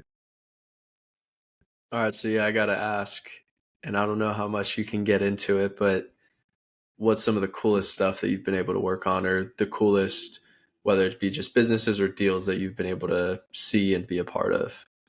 Again, Yeah, if you're able to disclose. So you don't have no, to get into too many specifics, but yeah. At a high level, I mean, I'll give you the persona. I'd probably say of a deal, and I can name some after, but a persona is really just yeah. I mean, the founder is really what is always tends to kind of make things more interesting, and who that person is the most important part. And to watch some of these founders who raise millions of bucks, like that's a cool situation, no matter what they're working on because not many people, it's the 1% of 1% who get this VC dollars. Even I'm talking about white guys too, right? Where like there's a huge issue of white men getting most of the VC dollars. But, I take a twist on that and say how many white men don't get the VC dollars. And I'd probably say it's a 99% split as well there, or only 1%, the top ones get them. It's just unfortunately the reality is when you compare it to the minorities, it's not even close, right? But neither here nor there. It's you're in a class of your own if you're able to raise capital. And I think the deals that interest me are the ones where the founders are, just normal people. I can understand how you can get pretentious with this life and becoming a full-time CEO off of an idea you had from the back of a napkin. I can see how you start to really value your time more than you did prior. But those humble ones that just, yep, hey man, I'm a normal guy just like you. I'll respond to you. If you call me, I'll answer you like that. Those are the deals where I get excited because it's like, I want them to win. Not only are they going to give you money, but I also want to see you win no matter what. And for me, that's kind of the persona I'd say. So it stems really from the founders. But deals that I like are the ones that are in the industries that I had mentioned that I'm interested in. So future of work and fintech. One that's really interesting is 2045 Studio. She put some money into, which is a professional network, private network for professionals of color. Super interesting, very cool, very similar to like the Chief model, which is a private network for women executives. Just did another deal, Summer, which is a prop tech company. I'm helping you kind of through the process of owning your second home, your vacation home, and have a really innovative model on how you make that happen as a home buyer, which thought it was awesome. And he just raised a boatload of money. So those are two ones that stick out to me. But just in general, outside of that, I just love being around people that inspire me and more importantly, make me feel like I'm not lesser than them. And once again, I feel like that's really easy to get into, but there are always some founders that, man, millions of dollars they've made for themselves and their investors, and they're just another normal person. You know what I mean? And I get it too, where it's like I can understand where if you have that personality and perspective, people may take advantage of you, or you're just talking to a lot of people that may not be moving things forward for you. But when you have like a baseline foundational idea of the person next to you isn't incompetent and you can treat them like a normal person, I love the founders that have that ability. And so those are the deals that really get me excited. Me and Mac have talked about that idea of like, yeah, I mean, when you're a founder and when you're really balls to the wall and you're serious about it, like that is 100% of your time. You are going, going. Yeah. But at the end of the day, you can still have respect for somebody that's in the same Right. room as you and treat them like a human and be That's the key. humble enough to have a conversation. Yeah, man. Yeah. But I get it. I mean, it's a lot of the times too, when you start to really realize how valuable your time is. And I think being a founder, especially one that has raised some money, you start to realize like what truly makes the most sense for the CEO of a company to focus on. And it's like, if you don't fit that category, you probably should not be talking to me. And so I get it from both sides. But once again, to your point, the word that you use or the phrase you use there, perfect. That someone who ended up in the same room as you, at the very least, you should at least treat them with some level of respect, which sounds obvious, but you'd be shocked to see how many people can't. You know what I mean? And so unfortunate, but the ones that do make it worthwhile for the other stuff you got to deal with. I definitely understand again when you're just so mission focused, it's like you said, your time is so valuable. You don't have time to Yeah. entertain everybody and it sucks. Like you probably want to more than you can, but also more often than not, you're gonna need to deal with people, right? Like you're building a business, you're going to need to deal with people. So you have to understand how to deal with people. And sometimes you have to make those sacrifices, but it's a Yeah. delicate balance at the end of the day. And it's not an easy position to be in, especially when you raise money and you have capitalists to report to and metrics Hey, to meet. good luck, bro. Yeah. I didn't know for sure if we would get into it or not, but you've hinted at it a couple times. And so I'm curious, at least at a high level, how it feels to be a minority one, but like a super minority in the space that you're in, both on the side of the venture capitalists themselves, but also from the side of people that receive money.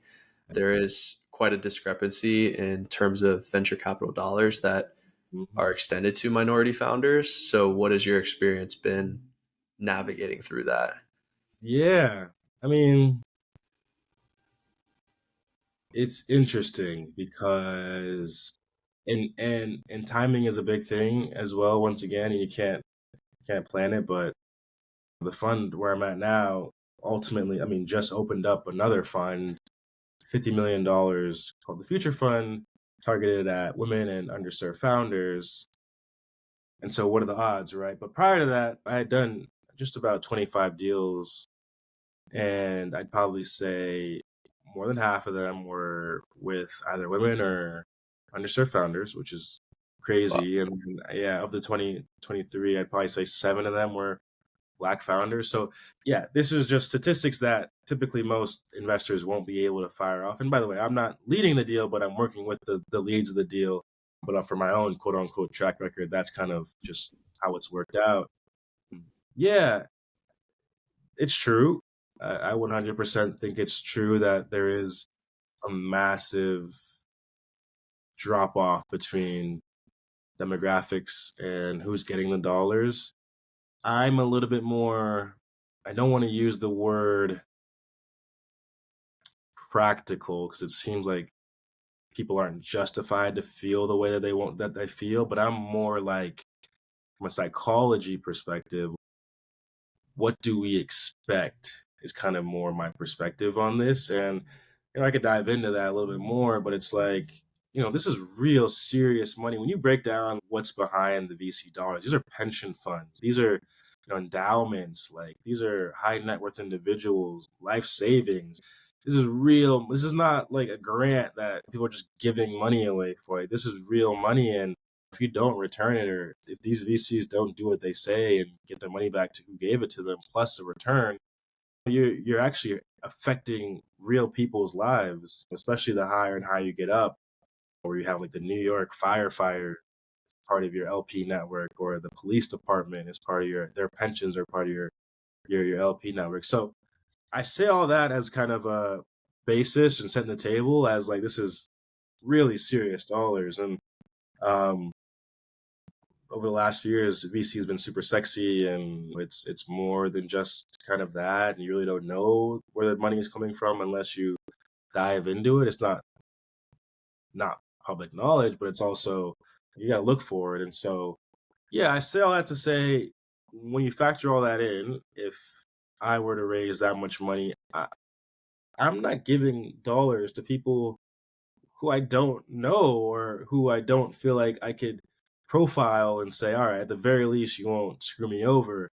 And so when you factor that in, I'm not shocked that white males are giving white males money. Like, that's who you hang out with. And by the way, once again, you're not giving it to all of your friends. You're giving it to the one that you actually trust, who has legs with their company. And that's, to me, that's just, if I had a lot of money and I hung out around, let's just say, all Black males, I'm giving it to one of my Black male friends, obviously. And so really the problem then becomes, how do you get the money into the Black community in order for them to then start investing into their own people? And you're starting to see that a lot more now, where funds are being raised by Black general partners, and inevitably they're going to end up investing in people that look like themselves. And not to say that they won't do it to others, but they'll be more likely to invest into someone that looks like themselves. And once again, this is just going back to, you've read, what was that book about, kind of the evolution of the humans? Sapiens. Sapiens. You've read Sapiens, where it's like, we started off in villages, man. If you were not part of the village, don't come around here, because I don't know who you are. You have sicknesses, you know what I mean? You could be up to something. Now we're in this global world where it's like, you could be across the road and now we're best friends. But there was a point in time where it's like, don't come over here, man, or else I got to kill you, right? And so we still have that in our mind. And I think when pressure happens, when things are higher pressure, we resort back to primal instinct. And I think, yeah, I'm not shocked that someone who's raised $100 million and has to basically return $1 billion, if they want to, actually say that they've done something, are only going to go to the people who they genuinely feel like they trust, versus just hand money out to people just to say that they're being equitable. And I know that this is kind of like a hot topic, but for me, this is my perspective on what the issue is. And yeah, we're just going through this moment right now where the Black community doesn't necessarily have the money. But I was talking to some guys actually yesterday at this event I was at in New York, where it's like, give us, our generation there will be several people that have high net worths. And by the way, high net worth isn't that hard to get to. I think that you're making over, I think it's, I believe it's like 200K, individually, and then between a wife and husband or partner and partner, it's 350, or you have $1 million of assets, and that is considered high. Which once again, is not easy. Not everyone can do it, but it's like when you have more people who fit that bucket, and then they inevitably start investing and diversifying their portfolio investments, they're going to make investments into, once again, their community, or at least into GPs that then will do the work for them by investing into communities that look like themselves. And so, yeah, I truly believe you fast forward 20, 30 years from now, you'll see a lot more Black founders raising $10 million pre-seed or seed rounds because their dad or mom or uncle was able to give them 100K to start up their company. It's just, there are some there, and I've come across a few of them where I've worked now, where it's like, luckily their parents did well enough, and then, they were able to kind of break them off and help them with that initial check. But the community just doesn't have enough of that right now. But I truly believe with the amount of people that are cranking out of institutions and just working their way up outside of being an athlete and a rapper, they're always going to be there, but there'll be more professional people that are working, making money out of the corporate world or on their own through entrepreneurship. Yeah, that you'll see it a lot more right now. But right now we're kind of in that gray area, that in between space. And yeah, inevitably it's gonna get there. But right now it's we're in that weird area. And so how do you address it is kind of the biggest question. I mean, there's so many different ways people are going about it, and I won't go into what one will work or won't work, but inevitably it's going to come down to who has the capital to allocate. And right now, when you're pointing the finger at white guys or even white women and saying, "Why aren't you giving it to me?" I can see why there's pushback. And once again, I don't want to get too political, but at the same time, it's just going back to that foundational, those primal instincts. Like, I'm not shocked if they don't hang out with Black people or Hispanic people or Asian people on their own time. If they're just hanging around aunts, uncles, friends who look like them, they're only gonna they're gonna see life that way. You know what I mean? And I think I don't want to give an excuse or a reason that it should be that way. I think most people should have more of a worldly view, but I'm not shocked is kind of where I'm at. And that's why I think I started this off of the idea of being practical. But at the same time, why wait? And I get that perspective. Why should we have to wait 40, 30, 40 years in order to get what we need now? So I see it from both sides. But when you talk about sustainability and endurance of this idea of spreading capital out equitably, there needs to be a sustained plan. And I think at the end of the day, if more LPs aren't Black or brown or Asian or women, you're going to run into the same problem over and over and over again. So that's my 2 cents on it. Once again, I know that everyone has different perspectives, but that's what I've seen given my 2.5 years exploring this world. There's so much to unpack there, and I feel like we could go for go for an entire podcast about this one topic. Yeah. But yeah, I think everything you said made sense, and dealing with people that look like you is a big factor. And then also making sure that I think sometimes we can get lost in translation where we're just, and not necessarily just in venture capital, but some of these initiatives are, you still, like you said, you're not just throwing money at every single white guy that walks in the room. Exactly. You're still investing in the best of the best. So you don't want to just throw money at nothing. You want there to be some substance behind it. 100%. But to get into the room, it does help to look like somebody. And so that's why I think it's important.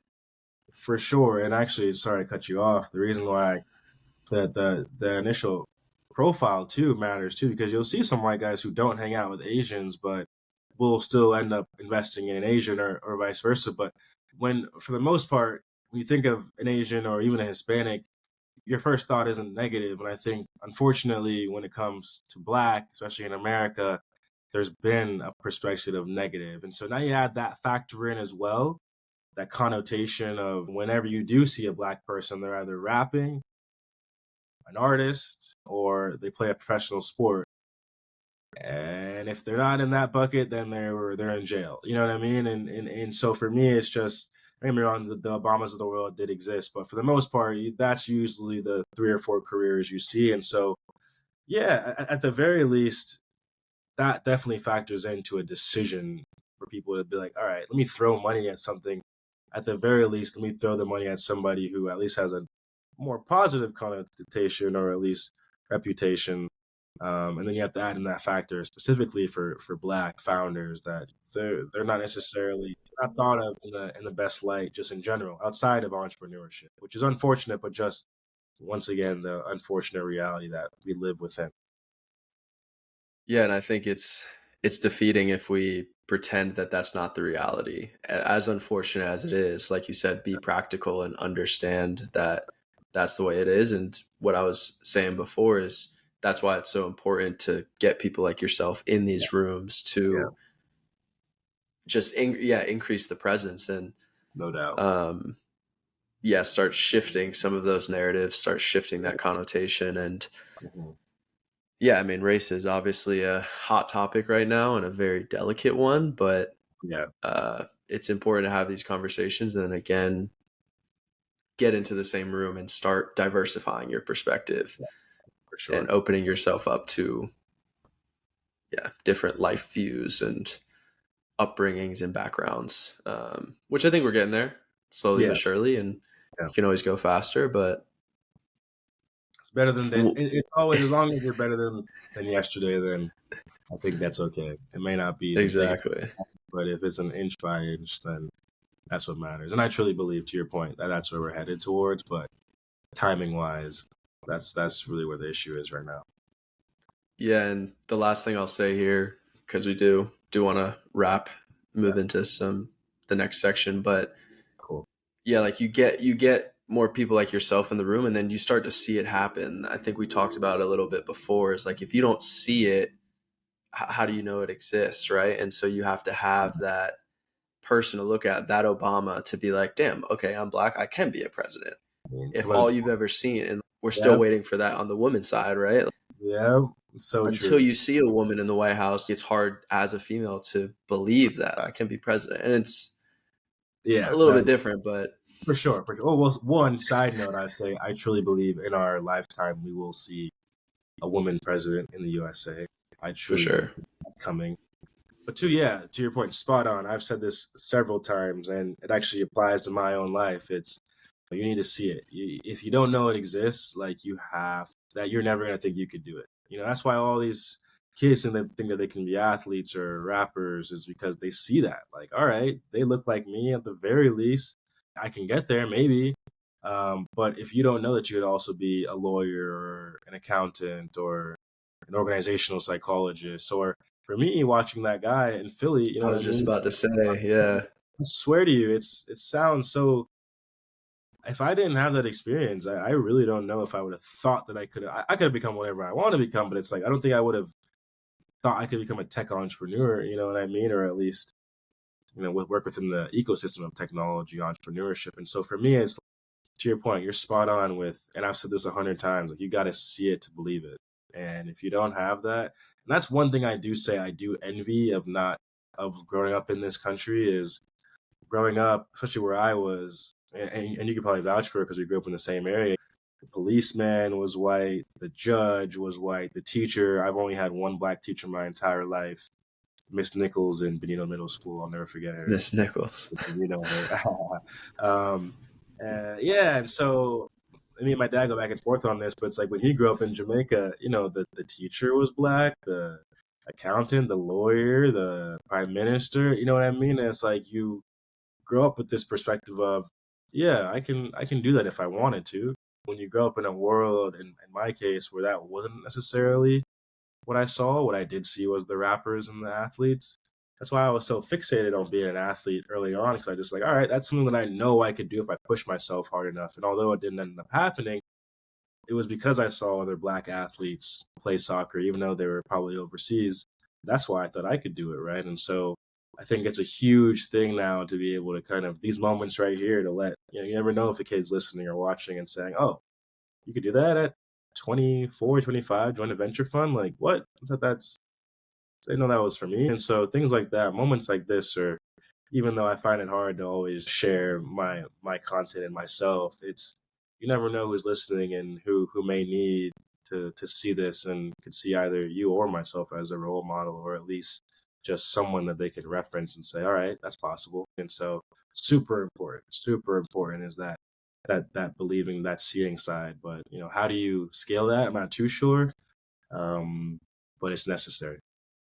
One person at a time, I guess. And yeah, Yeah, it was when you were talking, I was like, yeah, that's how when I asked you about where Townview even started from, like you said, that nerdy guy with the backpack, but you seeing that, and then you have entrepreneurship in the back of your mind while you're playing soccer, willing to crazy. skip a spring game to go pitch at a USF Right, competition, like right. those little things, they Matter. really add up and make an impact. And so yeah, Matter. I'm glad to have shared this platform with you, and to, like you said, you never know who's listening, and that's what's been keeping me going, is just little messages, one-off messages of, hey man, really enjoyed that, Yeah, really enjoyed listening to that, or that was a cool guest you had, or that was a great conversation you had. for sure, Those things are super powerful. bro. And And I'm quick side. sure people are gonna. Yeah, no. I hope that they appreciate it, or whoever listens to it is appreciative of it. But quick side note, I do have one idea. It's actually a YouTube channel, and it's actually like finding like engineers at Facebook, or engineer or lawyer working at a firm in New York, or tech entrepreneur who's out in Miami, like a YouTube channel, and kind of, I don't know if you remember like MTV Cribs, and just like bringing them in. I think that's kind of the way. It's like you just show like day to day life, a day in the life of somebody, person of color, woman who does what you do at 23, 24 years old. And then you look back on it, you have a season worth of 10, 15, 20 episodes that people can see, and just see random, regular people. You see how much they make in salary. You see how they spend their day, what they do after. I'm starting to see little pieces of it on TikTok a little bit of people showing their lives, but something organized where you're like, all right, this is like a MTV Cribs for professionals of color, and you're seeing, it's for kids to see. Hey, I could do that. You know what I mean? Or that seems like interesting. Why follow a 26-year-old who's in residency? That type of stuff would be awesome, but I don't know if it actually exists yet. But I think that's kind of one way. I truly believe media is a huge way to actually scale this idea of showing people that look a certain way. Side note, once again, that's kind of my approach to how I would solve that problem. You know, we'll see if it actually gets done though. Yeah, and I mean, like you said, the media side of things, and I mean, to some extent, not necessarily as in depth of like showing the house and showing where you live and showing the day Yeah, to of day lifestyle. I think that'll continue to come up as more people try and be creators, and course. at least creators on at least on the side hustle front. But yeah, that's part of this concept that I'm building out, is For just sure. showing. I was talking to Mac about it too when I was in New York, and I think, oh no, I think we talked about it with me, you, and Martin, just like how I built this kind of thing. So it's you as a 27, about to be 28-year-old in this venture capital. Like, how'd you do this? And we For sure. just talked for 2 hours of you sharing a little Yeah. bit of your background and how you got into this life that you're living. So Yeah, man. Actually, so you're doing it. There it is. You know what trying I my mean? best, man. Trying my best. So yeah, let's get into quick thinkers real quick. That's the rebrand, quick Let's thinkers, do it. because I love it's it. not super rapid fire. It's a Yeah. little bit of a thinker, but I still want it to be quick and off top. So that's what I'm rocking with right now. Quick thinkers. Let's do it. Um, Number one book recommendation. For me, it was Range. So if you ever read the book Outliers of Malcolm Gladwell, he's more talking about 1,000 hours into something. And I actually still do believe that you need to put time into anything that you want to be great at. But Range, and it's so crazy because Malcolm Gladwell, I forgot the author of Range, but Malcolm Gladwell on the title of the book literally says it's crazy to, I'm paraphrasing, but it's to be proven wrong is awesome. And he's talking about the fact that he wrote Outliers prior to this, and it just talks about how there is some value, at least at a young age, in being a generalist, and then finding something to specialize in later versus the other way around. And so I think it's more because I feel like I'm a generalist why I rock with it, but it's a great book, and definitely worth anyone's time who feels like they don't necessarily specialize in anything just yet. Yeah, I think it's David Epstein because I'm Yep. pretty sure Griffin Brand also recommended that. So, Yeah. Cool. Cool. um, Great book, man. yeah, and I've heard that from a lot of people. So I should. It's in the queue somewhere, but I should add it to the top. I I suppose at 100% this say point. I would 100% say read Outliers first because it gives you the context. And once again, I made the caveat is I still truly believe once you found your thing, you need to put time and work hard and build hours. And but you don't necessarily have to do it, from the jump. You need some time to kind of taste things around. And actually, this experience, this diverse experience of other things, kind of actually help you when you do narrow your focus because you see things differently than someone who's only been looking at it like this their whole life. And so, yeah, I'm just a firm believer in that philosophy. We'll see if it actually pans out in my own life, but it's definitely something that I think is a great read and a little thick but worth your time. Sweet. Okay. Best piece of advice you've ever received? That's actually a great question. Let me think about that one. Best quote I've ever received. I think there's one that I got where it was actually pretty recent, where it was I may have been lucky, but it wasn't an accident. It's a guy named Chris Sacca. He's an investor.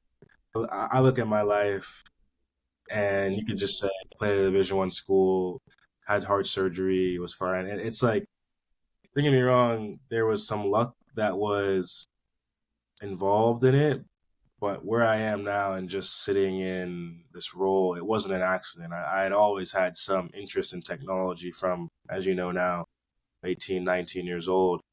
Here I am, almost 28. That's 10 years I put in, and you don't realize that. So 100%, I think the idea is you're walking towards things, and by walking towards something, you'll get a break. By doing these episodes, someone who may change the trajectory of this podcast will listen and then hop on or want to hop on, and now in a whole new place, 6 months from now. And so I think that that's like a huge, huge thing where it's like, it's you make your own luck in a way. And I choose to rather believe that you do have some say in where you go in life. And that quote embodies that. Man, I love that, especially because on the list of questions I had in the venture capital question, I was going to ask you what your mindset is on this idea of luck versus hard work. So I'm so glad you answered it without me having to even ask. Cool, cool, cool. Fire. Awesome. Yeah, and it's so real. Like you do make your own luck, and again, it's just increasing that luck surface area. So yeah, you have to catch some breaks every now and then, but the more you do, the more work you put in, it's not by accident that those lucky breaks fall your way. 1 billion trillion%. My honorable mention is definitely successes like being pregnant. Everyone tells you congratulations, but nobody knows how many times you got fucked. And I think that's a huge part. That's a huge I part. was wondering where you were going with that. You might want to cut that part out, honestly, because that's a little deep. But it definitely fires tactics in. I don't know who said it. It was a guy on TikTok, but when you think about it, I had a professor look at me straight in my eyes and it was like, nothing worth having happens overnight. And I think even though that quote is very vulgar and a little maybe even sexist or whatever, I don't know what the word is, but it embodies it so much where it's like people just think you're successful. It just happened. Like, no. You don't know what I had to go through in order to get there. And I think that quote, that first one kind of applies to that too, where it's like, yeah, you may see the luck part of it, but it wasn't an accident, bro. I had to work on this. You know what I mean? And so super important to kind of keep in mind as you work on anything that you want to be great at. For sure. No, I like that. I'm probably gonna keep it in, but we'll see what happens. All All right. I'll take right. it. One podcast, YouTube channel, or just a content creator in general that you follow? Yeah. Shout out to one of my coworkers who I sit next to in New Haven. She recommended this podcast called Hidden Brain. It's by, I'm gonna botch his name, but Shankar Vidan, I think is how he pronounces it. But it's a psychology podcast, and it kind of talks about different things within our life that we should think about, and from a psychological perspective, how it's actually happening in our brains. And how we can actually change it potentially or make it better or optimize it. And he brings on PhDs and just people who study certain aspects of the psychology and talks about many different things that apply to life and 2 hour long videos, podcasts. He was the former, I believe he was a former host at NPR. So his voice is just perfect for radio. Given my background in psychology and my interest in clinical psychology and just how you apply theories to the actual real world is embodied in that podcast. So 100% recommend that one. Okay. Interesting. I haven't heard of that one, so I'm going to definitely check it out. I'll share with you an episode. Cool. Or actually, matter of fact, post on Lumity. There we go. Oh, yeah, even better. Yeah, nice little plug. Plug for sure. All right, last one here. Who's the smartest person you know? Damn. How are you defining smart? It's up to you. It's subjective. But I know you've been in the room with some smart people, so. Yeah. I mean, the reason why I ask how you define is because it's like book smart, like they just can crank out some Excel sheets or just you ask them multiply 100 times 38,000 and then they can figure it out. That's actually an easy one. But you know what I mean? Like, but what I'm trying to say is like they're just math geniuses. I won't say that. I'll actually say the smartest person I know. Yeah, I think it actually probably has to be my dad. I mean, he went to school in Jamaica, high school in Jamaica, goes to Clemson, a #1 soccer program, was a professional engineer. Chemical engineering is basically rocket science, which I didn't know that until someone who studies in engineering told me. Then becomes an environmental engineer, does that for 30 years in a new country where you have to change your accent and, understand the culture. So he may not be the smartest as far as can do some crazy Excel programs or spreadsheets, but just to be able to exist in life and be adaptive and be like water, as they say. I find that not many people, even smart, quote unquote, your typical book smart people could do. They need a certain environment to be great. And I think, in his case, not only was he book smart, at least to a certain level, but could also have some street smart to him. So I think those are people just in general who impress me, who can kind of have a little bit of both sides to them. So I'd probably give him credit for that. That's dope. That's dope. Yeah, I think that's a great way to look at it. And it's tripped some people up, or not trip people up necessarily, but it's always that question is like, how do you define smart? But it's cool to hear that answer and how you apply smart to that question. And I definitely factor street smart. Like I can't just leave it up to the books, man. Absolutely. You can't. Yeah. You know why? I think it's not to go too far sidetrack, but the reason why is because like I have this 1,000-year ago principle, which you know about, Jeff, and I always talk about.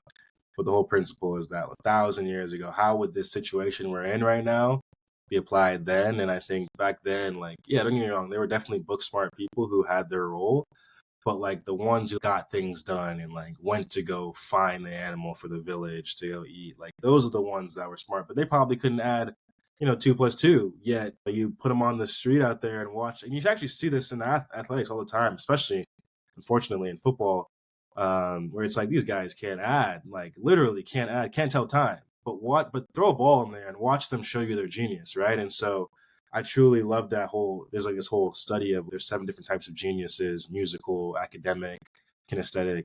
And I think that's kind of what applies here is it's so crazy to see there's different types of smart. So just factoring in only just one is you're not giving the full story, because they might be the first person to crack under any type of pressure, right? I'd actually trust someone who's actually been out and been put under pressure way more than someone who's just book smart. But there is time and a place, man. Like if there wasn't, absolutely, we wouldn't have landed on the moon. We wouldn't be able to fly from California to New York. Trust me. Like you gotta have both sides of the brain and both parts to you. But for me, it's I can't label the smartest person just on one side. Definitely needs to have. Absolutely. Yeah, I love what you said. Let them show you their genius. And I think it's like an Albert Einstein quote. It's something like if you judge a fish by its ability to climb its tree or climb a tree, like you'll never know how smart it is. So yeah, exactly your point. There's different applications of intelligence and different levels of genius. So yeah. Cool. Cool. All right. Final question. It's my closing question. One of my favorites. What do you love most about life? I knew that was going to be your question, and I totally, totally forgot. I didn't have an answer, but just forgot it was going to be the one that was coming. One more time, say it again. So, what makes me happiest in life? What do Or you what love makes most about me life? about life? But you can apply it to what makes you happiest. Yeah, just what do you love most? I think it goes back to that 1,000-year principle, and more even deeply about just we're floating on a rock right now. And you've heard this whole saying I got too, where it's like they I have this theory where the whole point is to give us all so much work or so much stress that we don't even think about the fact that we're literally floating on a ball in the middle of nowhere.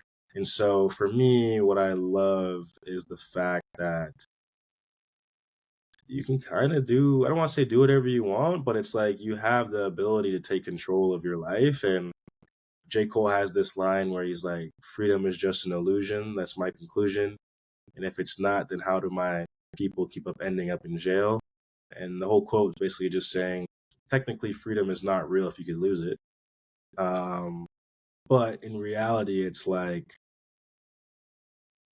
when you don't have that perspective and you truly do have that freedom, or at least that illusion of freedom, it's I can't imagine life being any better, any other situation. To be able to quit your job and move out to another part of the country. And don't get me wrong, there's some trials and tribulations that came along with it, but there are places in the world where like, are you kidding me? That's not happening, bro. Like, I don't care what you say. And so, yeah, for me, it's that freedom aspect of we're luckily privileged enough to be able to do what we want to do, and the fact that a lot of us take advantage of it is super important. But unfortunately, some people either don't have the ability to or don't have the perspective to, and so it's not great. But for me, it's the fact that I can grow up in Tampa, Florida my whole life, and luckily have some parents to support me to go move to Connecticut for a little bit, and now I'm sustaining on myself. Like that is incredible. Like we're floating on a ball right now. Like this is insane. And so for me, I think that that is the biggest part, is when you do have access to it, that privilege, the ability to be free is awesome. Amazing. I love it. Thank you. Man, yeah. Um, yeah, that was a lot. We're Thanks. at a 2 hour plus and You are.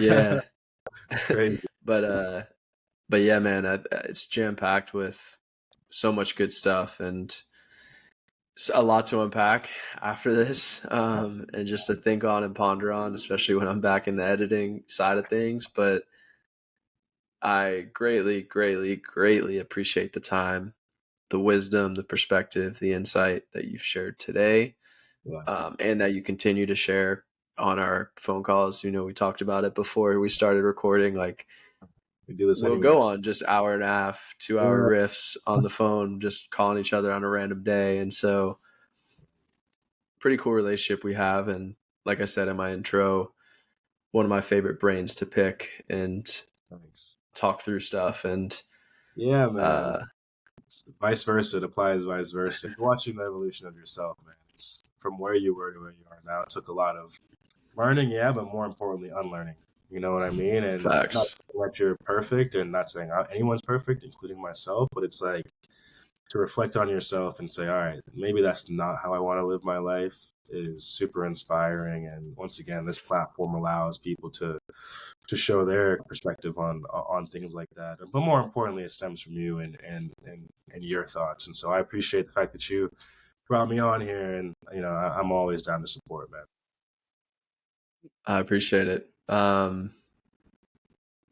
Yeah, you're kind of off the grid. We've talked about it a little bit. You're not really a big content or like Yeah, personal endorser, I guess. crazy. But I guess one that people can follow you on is Lumity. You post there Oh a yeah, decent bit, and they can Lumity, find you on there. Get some good books and podcast recs. But yeah, that's definitely. really it, right? Nowhere else to. LinkedIn. I'm Oh yeah, on. LinkedIn. LinkedIn's a good one. Yeah, And that's a very good one. I'll yeah, put that's your LinkedIn. cool, cool. And I have an Instagram. I'll probably get back to Instagram by the end of the year, but I haven't been on there, and then Twitter, but that's locked up. So yeah, I really say probably Lumity and LinkedIn. Cool. Cool. Yeah, I'll link both those in the show notes. Thank you again, bro. Great conversation. One of Yeah, the many that we continue to have, appreciate it. I don't but take it a for great granted. one nonetheless. Yeah, man. Absolutely. Absolutely. And for the listeners, hopefully you guys got something out of this conversation, whether it's a new curiosity or some sort of inspiration. I'd just encourage you to reflect on this episode and some of our conversation. And if you enjoyed the conversation, subscribe on YouTube, Spotify, and or Apple Podcasts. Also follow Lumity on social media at the Lumity app. Hope to continue to put out more inspiring content and some great conversations like this one. Last but not least, download the app. It's our social education platform where you can connect with others, learn and grow in the interest of your choosing, join a community, meet some people that share your passion, share your interests, and connect with us. Look forward to it. And until the next one, cheers.